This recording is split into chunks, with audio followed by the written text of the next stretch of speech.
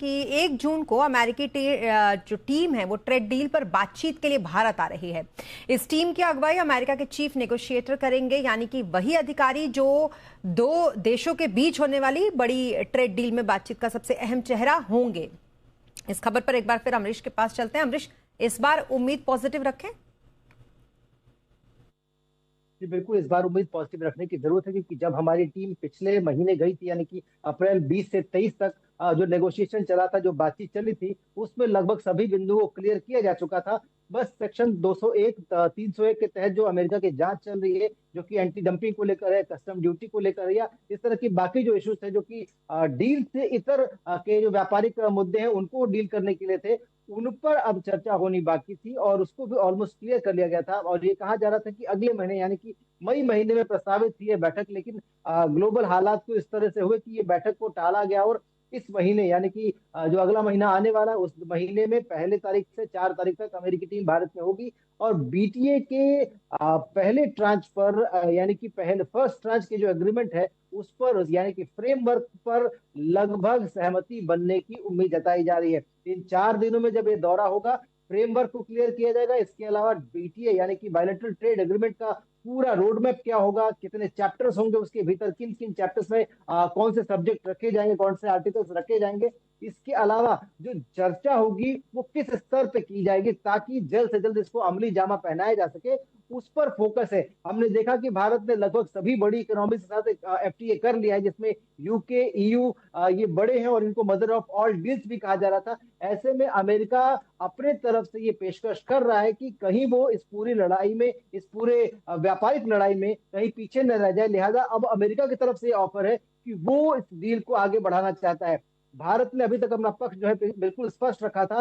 साफ तौर पे कहा गया था कि जो टैरिफ है जो बाकी देशों को मिल रहा है उससे बेहतर हमें डील चाहिए, और हमने देखा भी था कि जो इंडिया पैसिफिक में जितने भी देश है उनको जो टैरिफ रेट मिल रहा था उससे कम हमारा रेट था। अब जबकि अमेरिकी सुप्रीम कोर्ट और उसके बाद वहां की अपीलेट अथॉरिटी ने ट्रंप के लगभग सभी टैरिफ को निराधार बता दिया है, जी ऐसे में भारत के पास ये एज है कि वो जीरो टैरिफ के साथ आगे जी बढ़ सकता है, और जिन देशों पे या जिस तरीके से अभी तक हमारे टैरिफ चल रहे थे उसके पास आसपास जो है वो नेगोशिएशन आ सकता है। तो भारत के लिए एक विन विन सिचुएशन यहाँ से देखने को मिल रही है, और ये बिल्कुल। उम्मीद जताई जा रही है कि बायलैटरल ट्रेड एग्रीमेंट का हाँ फ्रेमवर्क इस बैठक के बाद पूरा कर लिया जाएगा। जी हम एक और चीज बता दीजिए कि जेमिसन ग्रीन, जो कि वहां के वाणिज्य सचिव हैं, उन्होंने भी अपनी तरफ से बयान दिया कि इस महीने में ही, यानी कि जून महीने में वो भारत का दौरा करेंगे और जी। अपने समकक्ष पीयूष गोयल से उनकी मुलाकात भी होगी। तो हम्म। पीयूष गोयल के साथ जेमिसन ग्रीन की जो मुलाकात है, ये साफ संदेश है कि भारत अमेरिका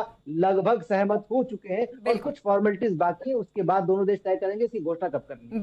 तो दोस्तों, यदि पिछले 5 दिनों का आप एफआईएस का डेटा देखोगे तो आपको देखने को मिलेगा कि एफआईएस की तरफ से लगातार सेलिंग का ही आंकड़ा आता हुआ नज़र आ रहा है। 1000 करोड़ से ज़्यादा की सेलिंग आपको कल भी देखने को मिली थी। आज की छुट्टी के बाद कल फिर बाज़ार खुलता हुआ नज़र आएगा, और फिर कल शुक्रवार के बाद फिर से 2 दिन बाज़ार क्लोज रहेगा। लेकिन कुल मिला के पिछले 2 दिनों में देखें तो करीब 3400-3500 करोड़ से ज़्यादा की सेलिंग एफआईएस कर चुके हैं। और आप यदि मंथली डेटा को देखोगे तो आपको समझ में आएगा कि किस प्रकार की गिरावट एफआईएस, मतलब सेलिंग जो है काफ़ी ज़बरदस्त एफआईएस करते हुए नज़र आ रहे हैं। लेकिन जो बड़ी खबरें हैं वो भी आना स्टार्ट हो गई है। जो हार्मुज स्ट्रेट है उसके खुलने की संभावना अब और भी बढ़ती हुई नज़र आई है। उसके अलावा आप देखोगे तो एक जो अमेरिकी डेलीगेशन है वो इंडिया आता हुआ नज़र आ रहा है ट्रेड डील के लिए।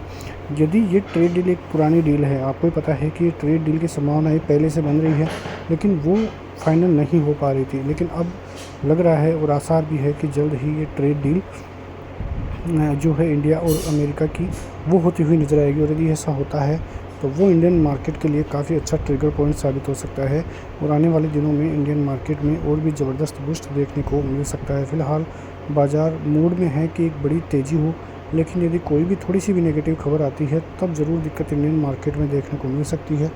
वरना इंडियन मार्केट के लिए काफ़ी अच्छे ट्रिगर पॉइंट्स हैं कल अच्छी खासी तेज़ी के लिए। तो देखना होगा कि किस प्रकार के हालात इंडियन मार्केट के आने वाले दिनों में देखने को मिलते हैं। लेकिन अब धीरे धीरे इंडियन मार्केट की स्थिति काफ़ी सुधरती हुई नज़र आई है। आप जहाँ भी देखो इंडियन मार्केट में काफ़ी पॉजिटिविटी होती हुई नज़र आ रही है।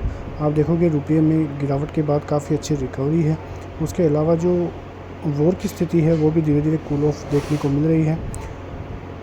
इंडियन मार्केट की तरफ से ऐसी कोई नेगेटिव न्यूज़ है नहीं जिसकी वजह से लगे कि कोई बड़ी गिरावट होगी। तो कल का मार्केट काफ़ी पॉजिटिव देखने को मिल सकता है। मिलते हैं नेक्स्ट वीडियो में, तब तक के लिए जय हिंद।